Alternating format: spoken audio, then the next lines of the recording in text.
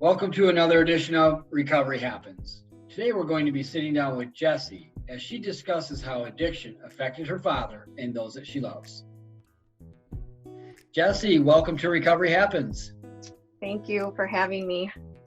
You're welcome. We really appreciate you taking the time out to come on the show today. So tell us a little bit about what life was like as a child growing up. Yeah, so I'm the oldest of three girls, and I've lived in this area my whole life. So grew up in a working class, middle class home. My dad was a skilled trade.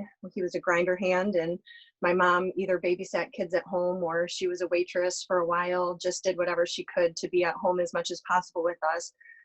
But didn't really have close relationship with my dad when I was younger. My dad drank very heavily my whole life. So my memories from him as a small child were mostly that we were kind of a little bit afraid of him. He was usually in a bad mood. So we ate dinner quietly. We went to our rooms as soon as that was over. We tried to stay out of his way. There were like moments that I would have these experiences where my dad was like super fun or silly or goofy. But I usually remember that a lot of the times when that happened, that was when his friends were over and they were drinking some beers, or really like kind of started having a spiral downward when my parents were divorced when I was in junior high.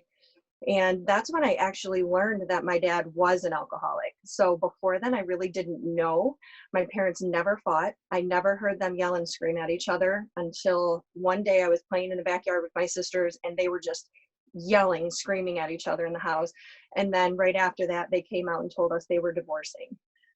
So my mom was really struggling at that time. And then so without her protection, I kind of learned what my dad's issues really were and found out that he really was, he would go out after work and he would stumble in the door at night. He would forget to come and get us. He would, it was just kind of a mess. We went through like this up and down for about 5 years. So I think I moved 16 times in high school as my parents kind of tried to figure out how to do life again. And I'd try to live with my dad. And then he'd say, I'm not going to drink anymore. I'm not going to do this anymore. And I'd go to live with him and then it would start again. And I would, it was just crazy, crazy up and down, back and forth for a long time. But then when I was in senior year of high school, my dad actually went to a treatment center. I didn't even know it had happened. He kind of fell off the grid, which was not unusual, but then called us from treatment. He was admitted into an inpatient facility, and something happened with him. I'm not even sure what, but he quit drinking at that point. And then we had like 10 wonderful, wonderful, fabulous years where I really got to know who my dad was. I got to spend time with him. He was so funny. Like my dad was literally the funniest person I've ever met in my life. And then my dad was never a little bit kind of a guy. He was always a lot. So, whether it was a lot of ketchup or a lot of, fun, or a lot of, we're going to go driving and we're going to drive fast or whatever. Like he was never satisfied with a little bit. So he was kind of a little bit larger than life. And that was really fun for us. And so he was there for me. Like he was there when I got married. He was there for the birth of each one of my children. He was a huge part of our life. But then things kind of changed again. What happened next? So my dad had ankylosing spondylitis. He was diagnosed with that when he was in his 20s. And I guess that was probably a large part of addiction for him, was that he had a chronic health condition that caused a lot of pain.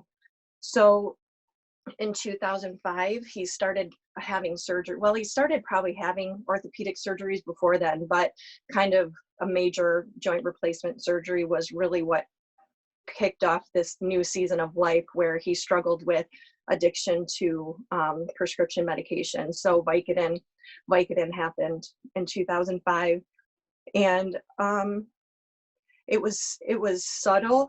It was really subtle because he could function, but he could function a lot when he was drinking as well. But the Vicodin just was out of control, and he had more than one doctor, and he had a crippling joint problems. So he looked disabled. He had some joint deformities, and they felt sorry for him and they liked him because he's a likable, lovable guy, and they didn't want him to be in pain. So I try to think of the best, in the doctors, but he got medication for more than one person, and it just started to kind of send him in a little bit of a downward spiral. In 2006, he was admitted to inpatient treatment again.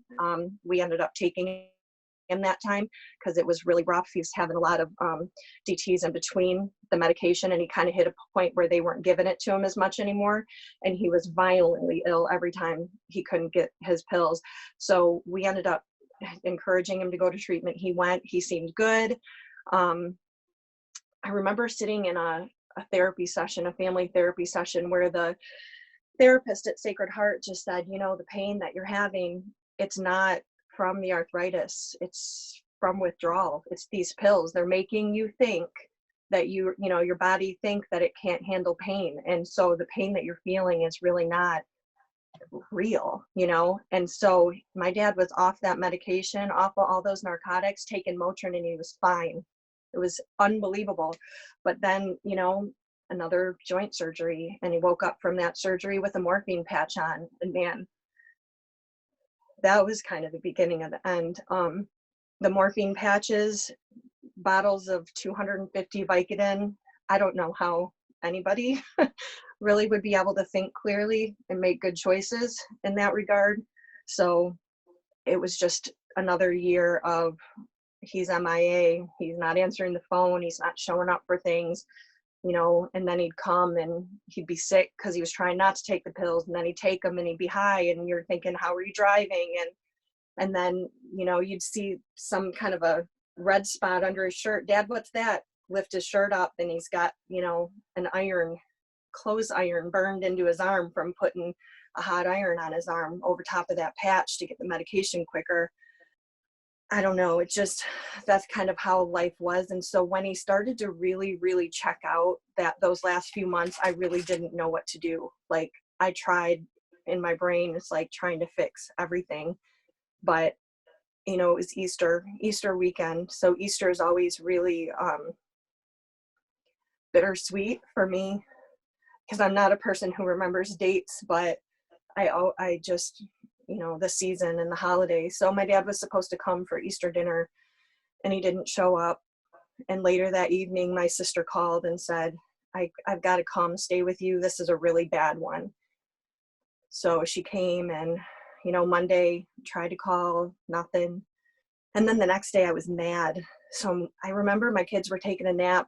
Older kids were playing quietly, and I was on the couch, and I was like, I am just so mad at him. And if he dies this time, because always it's this time, what's going to happen? You're always wondering, is he going to get in an accident? Is this or that?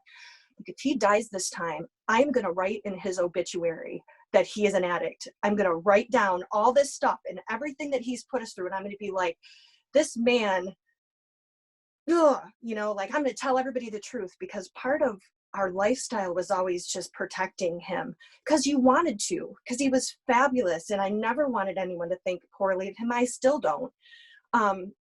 But he was messy, just like the rest of us. And I was just so sick of hiding all the mess. And I was like, I'm going to tell everybody the mess, like sitting there, and I'm in my brain just being angry and thinking about this. And then the phone rang, and we found out that he had died by suicide.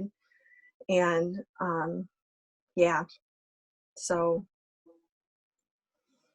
he was gone. So like, I had just spent this moment emotionally in my own imagination being so angry, and then I'm just floored, just devastated, just hysterical, broken.